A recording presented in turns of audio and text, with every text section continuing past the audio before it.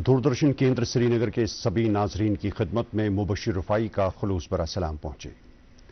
नाजरीन, जैसा कि आप सब जानते हैं कि पिछले बरस अगस्त 2024 में पार्लियामेंट में वक्फ तरमीमी बिल मुतारिफ किया गया। इस बिल पर कुछ खदशात जाहिर किए गए, जिसके बाद ये बिल जॉइंट पार्लियामेंट्री कमेटी को भेज दिया गया ताकि इसके मुख्तलिफ पहलुओं का जायजा लिया जा सके और ये पार्लियामेंट्री कमेटी अपनी सिफारिशात पेश करे इस बिल के ताल्लुक से। बहरहाल इसी बरस फरवरी के महीने में पार्लियामेंट्री कमेटी जो इसके लिए तश्कील दी गई थी, जगदम्बिका पाल जो हैं पार्लियामेंट मेंबर, उनकी सरबराही में, तो इस कमेटी ने अपनी सिफारिशात पार्लियामेंट को पेश की और इसके बाद कल ये बिल पार्लियामेंट में पेश किया गया और 288 वोट इसके हक में मिले और ये बिल पास हो गया। इस बिल के कुछ अहम पहलुओं के बारे में आज हमने सोचा कि मुनासिब है कि हम इस पर बात करें, इसके बारे में जानें कि ये बिल क्या है और वक्फ तरमीमी बिल से जो वक्फ की प्रॉपर्टीज़ का जो इंतज़ाम है उसमें मज़ीद बेहतरी आएगी। और जैसा कि कल भी पार्लिमानी अमूर के वज़ीर हैं और अक़लियती अमूर के वज़ीर हैं किरण रिजिजू, उन्होंने इस पर बात की और कहा कि ये बिल किसी के ख़िलाफ़ नहीं है, बल्कि वक्फ बोर्ड के इंतज़ामात को बेहतर बनाने के लिए ये बिल पेश किया गया है, मुतारिफ़ किया गया है। तो बहरहाल प्रोग्राम के आज के शुमारे में हम वक्फ तरमीमी बिल के कुछ अहम पहलुओं पर बात करेंगे और इस मकसद के लिए आज हमने अपनी स्टूडियोज़ में दावत दी है जम्मू कश्मीर वक्फ बोर्ड की चेयरपर्सन डॉक्टर दरख्शां अंद्राबी साहिबा को, जो बनफ्स नफीस हमारे स्टूडियो में इस वक्त हमारे साथ मौजूद हैं। दरख्शां अंद्राबी साहिबा, आपका बहुत खैर मकदम है हमारे प्रोग्राम में। तो जैसा कि हमने इब्तिदाई और इफ्तिताही कलिमात में कहा कि बिल पास हो गया है पार्लियामेंट में, हमारे देखने वालों को, नाजरीन को आप मुख्तसर बताइए कि ये बिल है क्या, एक ओवरव्यू कैसे दे सकते हैं हम? देखिए, पहले आपका शुक्रिया, आपने आज हमें बहुत अरसे के बाद, वो जो बचपन में हम आते थे यहाँ पे, तो अब फिर से यहाँ पे मौका आया आपसे मिलने का। हम अब बात करेंगे वक्फ बिल पे जो कल पास हुआ और अक्सरियत के साथ पार्लियामेंट में पास हुआ।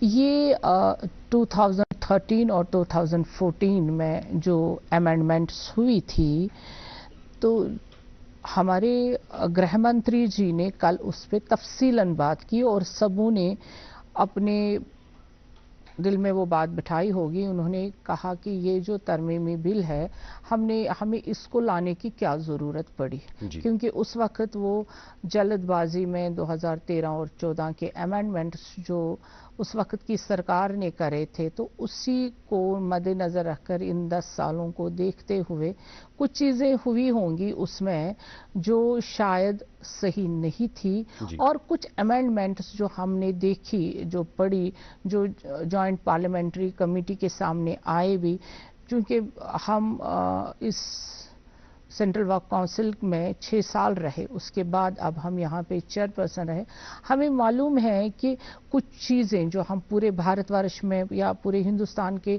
वक्फ बोर्डों में हम जाते रहे, तो वाकई में वहाँ पे बहुत सारी खराबियाँ हैं और वक्फ बोर्ड सही तरीके से काम भी नहीं कर पा रहे। मानिए कि जितनी भी वक्फ प्रॉपर्टीज़ पूरे हिंदुस्तान भर में हैं, तो इंसान का कलेजा मुँह को भी कभी आता था कि भाई क्या बदहाली और क्या ज़ुबू हाली हुई है उनकी, वो अपनी दास्तान खुद ही सुना रहे थे। उन चीज़ों को देखकर, क्योंकि हमारे प्रधानमंत्री जी का विजन जो है वो चाहते हैं कि सबों का साथ, जब अब आप एक तो हम दावा भी कर रहे हैं कि जो बिल में कहा भी गया, जो पार्लियामेंट में कल बात भी करी गई, कि सबसे ज़्यादा जो ज़मीनी सतह पे अभी हम ज़मीन देख रहे हैं वो डिफेंस और रेलवे के बाद वक्फ के पास है। फिर ज़ुबू हाली, फिर ज़ुबू हाली क्यों, फिर वाविला क्यों, फिर गरीबी क्यों? फिर जब आप वक्फ बोर्ड के पास जाते भी हैं जो दावे करते हैं कि हमारे पास इतनी जायदादें हैं, तो है कहाँ? जब हम ज़मीनी सतह पे देखने भी जाते, हम लगभग 6 साल। पापा, यहाँ से अपना प्लॉट शुरू होता है, मैं आपको लेआउट दिखाता हूँ। ये आपका रूम और इस साथ में बैल्कनी और इस मिट्टी पे घर। पापा सब बेटा, घर जिंदगी में एक ही बार बनता है, भरोसा रखिए घर मजबूत ही बनेगा। एक है मौका, इसमें सब लगाऊंगा, अपने इरादों से मजबूत एक घर बनाऊंगा। भिजवाना सिर्फ अल्ट्राटेक ही, अल्ट्राटेक ही क्यों?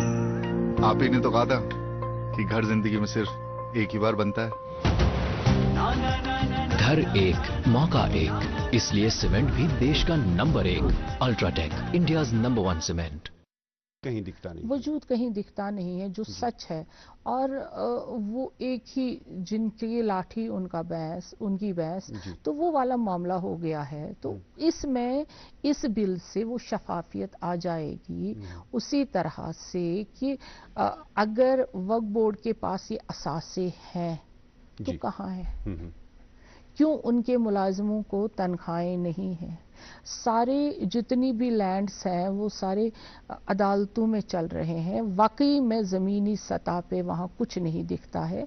ये अमेंडमेंट्स लाने की ज़रूरत इसीलिए पड़ी कि इन चीज़ों को सही तरीके से मॉनिटर किया जाए और वक्फ बोर्डों को जवाबदेह बनाया जाए, और जो वक्फ के असली हकदार है, जिनके पास ज़मीन है, तो वो कौन से लोग हैं? क्या वो सारे लोग वो लोग हैं जिन्होंने कब्जे करके रखे हैं?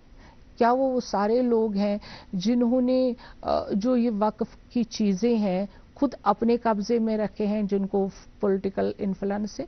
कुछ चीज़ें इसमें वो चीज़ें हैं जो शायद हम सही तरीके से, अभी जो लोग इस पे वाविला कर रहे हैं वो सही तरीके से देख नहीं रहे हैं, उनको सही चीज़ नज़र नहीं आ रही है।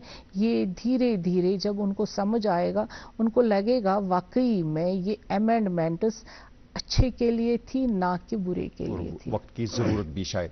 तो आपने जैसे खुद कहा कि आप इससे पहले वक्फ सेंट्रल काउंसिल में रहीं और आपने पूरे मुल्क में देखा कि वक्फ प्रॉपर्टीज़ का क्या हाल है या वक्फ बोर्ड्स का क्या हाल है, लेकिन जब कल स्पीच हुई किरण रिजिजू जो हैं हमारे मंत्री, तो उन्होंने जब इस पर स्पीच की तो उन्होंने जम्मू कश्मीर वक्फ बोर्ड का खसूसी तौर जिक्र किया, आपका नाम लेकर उन्होंने जिक्र किया। तो हम जम्मू कश्मीर वक्फ बोर्ड पर बात करना चाहेंगे खासकर।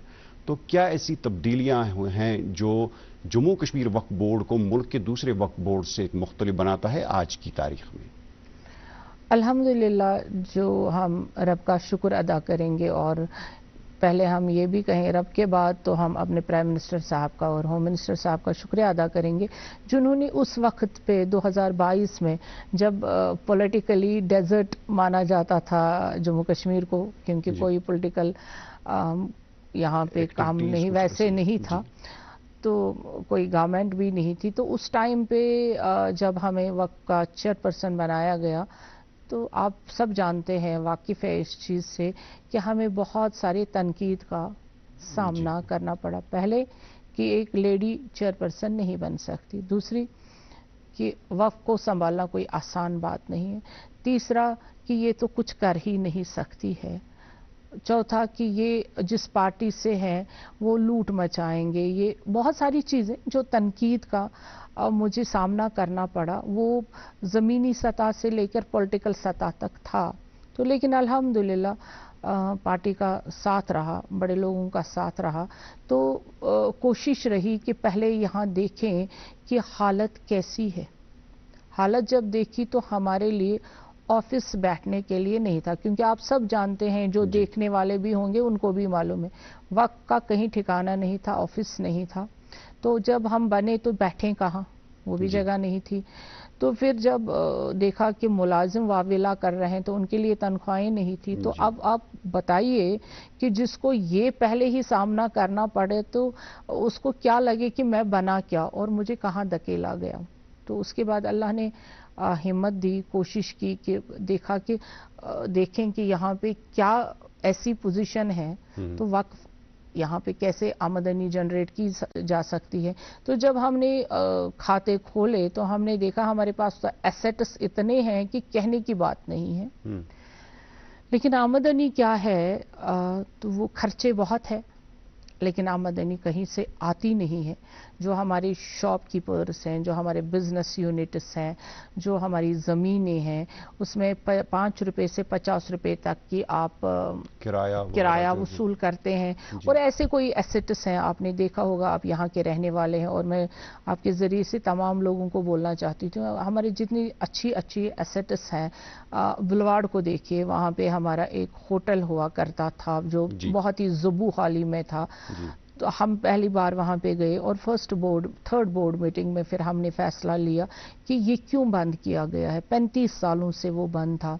तो शायद हमारा फैसला पहला वो था कि इसको हम ऑक्शन आउट करेंगे। तो स्टार्ट वहीं से आमदनी का शुरू हो गया। तो फिर ये जिनको भी हमने किराया बढ़ाया, जो हमने पहले रेंट असेसमेंट किया हुआ था, तो रेंट्स ब्लॉक की हुई थी, सब भी कोर्ट चले गए थे, स्टे लाया हुआ था।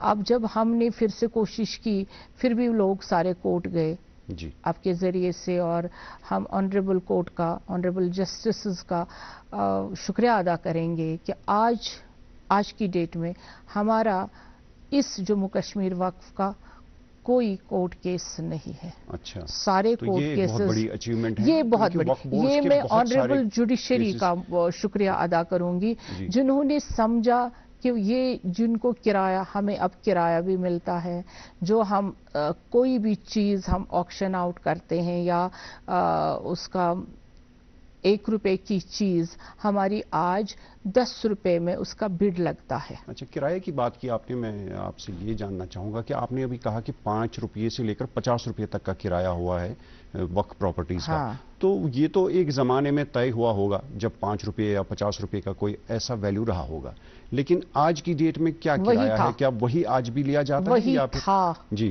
2023 तक भी, क्योंकि आपको पता है फिर वो कोर्ट चले गए, फिर लड़ना पड़ा वहाँ से। फिर ऑनरेबल जुडिशरी ने जो ही फैसला दे दिया कि आप 5 घंटे में, एक मतलब सेक्ट था, 5 घंटे में या तो वक्फ प्रॉपर्टी ऑक्शन आउट करेगी या इन लोगों को किराया भरना पड़ेगा। आज की तारीख के हिसाब से, आज के तारीख की जो हमने रेंट असेसमेंट करी थी, और वो भी 2018 की थी, वो कैबिनेट का डिसीजन था। मैंने अगर मैं 2022 या 24 का कर लेती तो वो तो ज्यादा ऊपर जाता। हमने उसी के हिसाब से किया जी। तो जनाब आली, आपके जरिए से लोगों को बोलना चाहूंगी कि हमें 4 घंटे में 70 लाख रुपये इन द हिस्ट्री ऑफ वक्फ उस वक्त आ गए कि ऑनरेबल जुडिशरी ने वो एक फैसला दिया, जो चीफ जस्टिस ने ओपन कोर्ट में दे दिया, वरना वो हमें हुक्म हुआ कि ये आप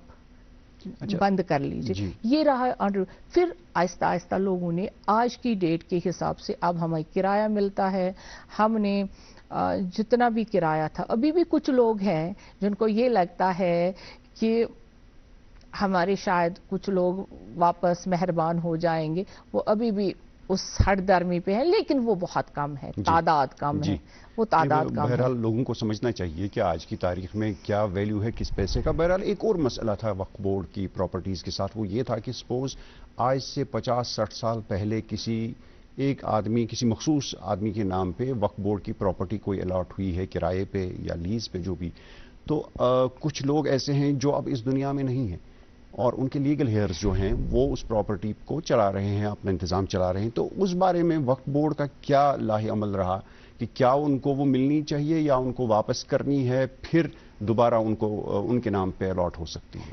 अगर आप अमेंडमेंट्स या एक्ट की बात करेंगे तो वक्फ प्रॉपर्टी हमेशा वक्फ की रहती है। ये वैसे ही है अगर कोई प्राइवेट पर्सन किसी को दुकान देता है, किसी को शॉप अलॉट करता है या किराएदार होता है, वापस वो छोड़ के। लेकिन यहाँ पे अब जब हमने ये चीज़ देखी, अब कोई बैठा है 50 साल से, कोई 40 साल से, अब वो इस दुनिया में नहीं रहा है। लेकिन इसमें मैं आपको ये भी बता दूं, हमने दुकान आपको दी है, हमने शॉप आपको दी है, आपने खुद अपनी मर्जी से दूसरों को दी है, और किराया आप ही अभी हमें दे रहे हैं वही 500, 5000 या 10,000 या 1,500।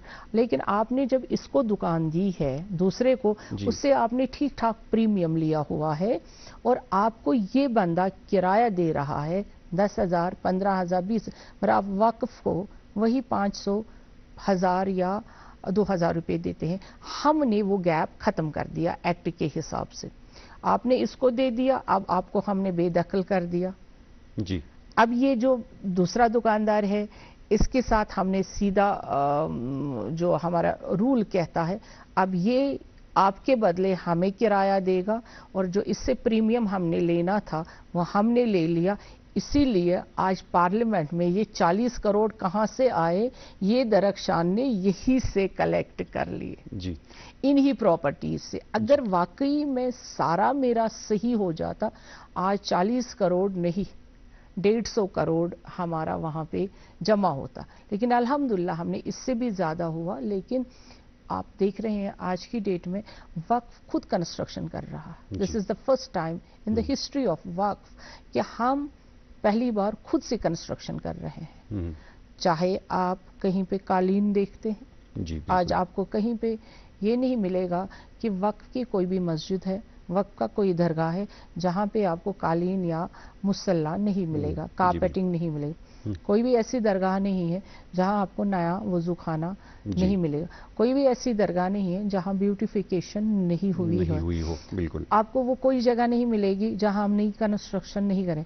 लेकिन ये सब वक्फ के पैसे से हो रही है जी। जो हमारी आमदन, और आप खुद इन दरगाहों से वाबस्ता है। आप जानते हैं जब हमने दरगाहों से बहुत सारे लोगों को उठा भी दिया था, उस पर एक वाविला हो गया था, उसके बाद वहां से भी आमदनी दुगना हो गई जो नहीं होती थी। जो हमारा नजरो नियाज होता था उसका वक्फ के पास 10th हिस्सा यानी 10वां हिस्सा वक्फ के पास पहुंचता था। 9 हिस्से कहाँ जाते थे वो उस वक्त के ज़माने के, मैं उनमें नहीं जाना चाहती हूँ। मैं उसी में जाना चाहती हूँ जो हमने किया। अब 10 के 10 हिस्से वक्फ को आते हैं, तभी ये पैसा आपके सामने है। बिल्कुल, ये भी बताया गया कल। देखिए आपने जो भी ये अभी बातें की तो इसका एक्नॉलेजमेंट हमने कल पार्लियामेंट में देखा, नाम लेके बताया गया, और ये बताया गया कि इंतज़ामी बदनज़मी है वक्फ बोर्ड्स के इसमें मैनेजमेंट में।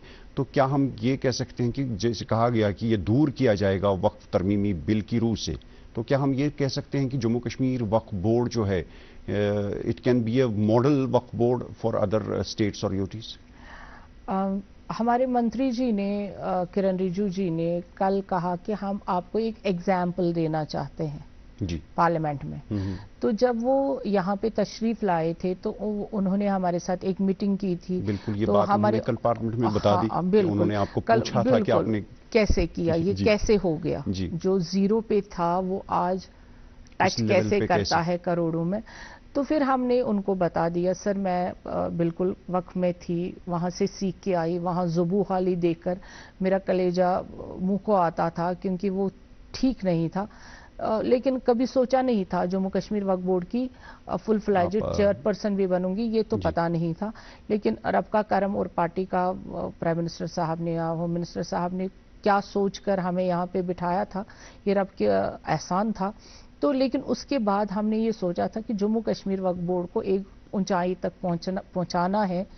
लेकिन इतनी ज़ुबूहाली यहाँ पे भी होगी, हमें बहुत कठिनाइयों का सामना करना पड़ा। तो अल्हम्दुलिल्लाह अगर रिजल्ट अच्छा है तो हमें भी खुशी है। लेकिन काम कराने के लिए आपको वो भी बनना पड़ता है, आपको ज़मीन पे खुद काम करना पड़ता है। अगर आप सिर्फ कुर्सी पे बैठ के सोचेंगे कि मैंने जो हुक्म किया वो काम हो जाएगा, दैट इज़ नॉट पॉसिबल। वो कभी पॉसिबल नहीं। जब तक आप मैदान में नहीं आते हैं, जब तक आप खुद कोई छुट्टी बिना करके नज़्म ज़ब्त नहीं बनाएंगे, तभी आपका जो वहीं पे देखिए हमारे टाइम पे ये भी वक्फ में एक इतिहास है, हिस्ट्री है कि हमें 3 साल हो गए, हमने कोई नई रिक्रूटमेंट नहीं की, हमने कोई एक आदमी नहीं लगाया।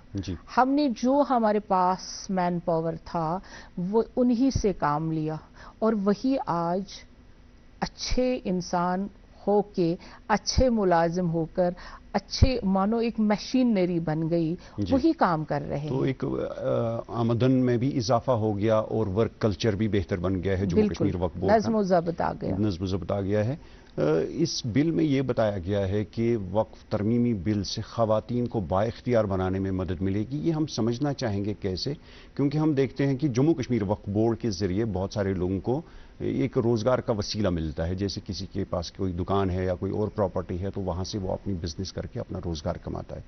خواتین کو بااختیار کیسے کیا جا سکتا ہے؟ کیا آپ ان کو لون دیں گے؟ کیا وقف بورڈ کچھ کام کرنے کے لیے ان کو کوئی مدد فراہم کرے گا؟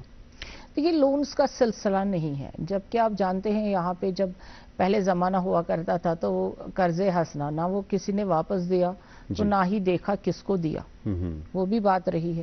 لونز جب وقف بورڈ کے پاس اتنا پیسہ نہیں ہے کہ وہ لون دے سکتا ہے جی, تو یہ تو کانسیپٹ ہی شاید نہیں ہوگا.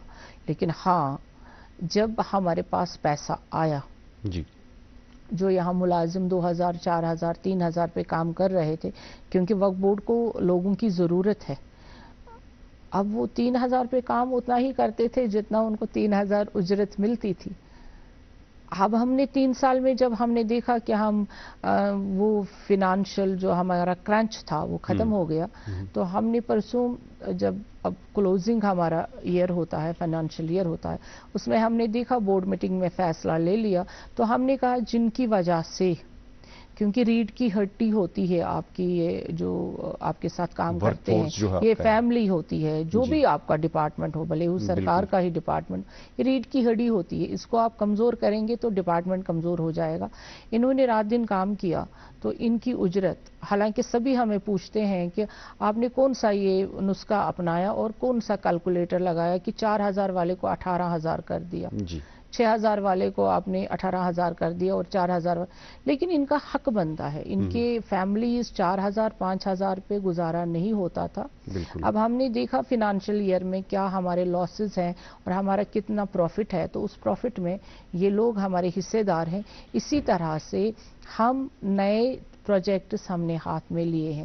ہمارے پاس ابھی وقف کا جو انفراسٹرکچر یہاں بھی تھا, آپ مت جائیے اس کی طرف کہ مقدم صاحب کا درگاہ آپ کے سامنے ہے, تو لیکن وہاں پہ آپ جب جاتے تھے تو آپ نے دیکھا ہوگا وہ رشیز اور ہمارے ہی ملازم, اگر آپ ایم ایل اے ہیں تو آپ کے پیچھے پیچھے ایسے بیگرز کی طرح. یہاں پہ کشمیر میں اتنا شن جائے نماز, اتنا شن قالین, یہاں پہ نماز کے لیے قالین ہے, ہمیں بیٹھنے کے لیے یہ نہیں.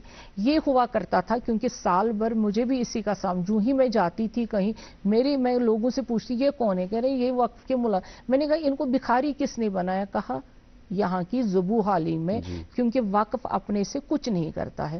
آج آپ جائیں گے تو آپ کے پیچھے پیچھے کوئی نہیں دوڑے گا, نہ ہی میں نے کسی ایرے گیرے کو یہ اجازت دی ہے کہ وہ آئے اور وقف کو پوائنٹ آؤٹ کرے, اس لیے کیونکہ ان کے پوائنٹ آؤٹ کرنے سے پہلے ہم نے وہ چیزیں کی ہوتی ہیں. بالکل. تو یہ رہا فنانس کی وجہ سے یہ ہوا. بالکل. جب آپ نے کہا کہ کرایہ بڑھایا ہے, جو سارا جو پیسہ اسی سے, اگر کرایہ بڑھ گیا ہے تو یہ بالکل صحیح بات ہے کہ اس کو توازن میں لانا ہے, متوازن کرنا ہے کہ آپ کے امپلائیز کی سیلری بھی اسی حساب سے بڑھ جائے. بہرحال ایک اور بات کہی گئی ہے کہ وقف ترمیمی بل سے جو غریب مسلمان ہیں, خاص کر یہ بات ہوئی ہے کہ ان کا اپ لفٹمنٹ ہوگا. یہ ان کی بہبودی کا کام کیسے ہوگا, یہ ذرا سمجھائیں ہمیں. بالکل. دیکھیے, جو ہم اپنے وقف بورڈ کی بات کریں گے, یہاں یہ غریب طبقہ ہی سارا تھا جو 2000 یا 3000 پہ کام کر رہا تھا. ان کی اپ لفٹمنٹ اسی بورڈ سے شروع ہو گئی. اسی اپ لفٹمنٹ, مانیے یہ اپ لفٹمنٹ ہی ہے. اور ہمارے سکولز چل رہے ہیں, وہاں بچے پڑھ رہے ہیں. ہمارا ایک نرسنگ یونٹ بھی ہے, بی بی حلیمہ کالج, وہاں بھی بچے پڑھ رہے ہیں. اور ہم اس سال سے آپ کے ذریعے سے بتانا چاہوں گی 100 بچیوں کی شادی کریں گے, اس کے لیے بھی بجٹ رکھا ہے. اور ہم جو غریب لوگ ہیں ان کو بھی ہم نے امداد شروع کر دیا, بٹ ہم ویریفیکیشن بہت زیادہ کرتے, اتنی سوشل ویلفیئر نہیں کرتی ہیں, کیوں ہم چاہتے ہیں کہ یہ جو پیسہ ہے یہ صحیح انسان تک, صحیح فیملی تک پہنچے. یہ ہمارا کام ہے. وقف بورڈ اس کے لیے بنا ہوا ہے. بالکل. اس کے لیے ہم اور بھی کچھ وسعت میں جا سکتے تھے, لیکن چنانچہ وقت ہمارے پاس بہت کم ہے. کچھ امپورٹنٹ پوائنٹس ہیں جو ہم آپ سے جاننا چاہیں گے.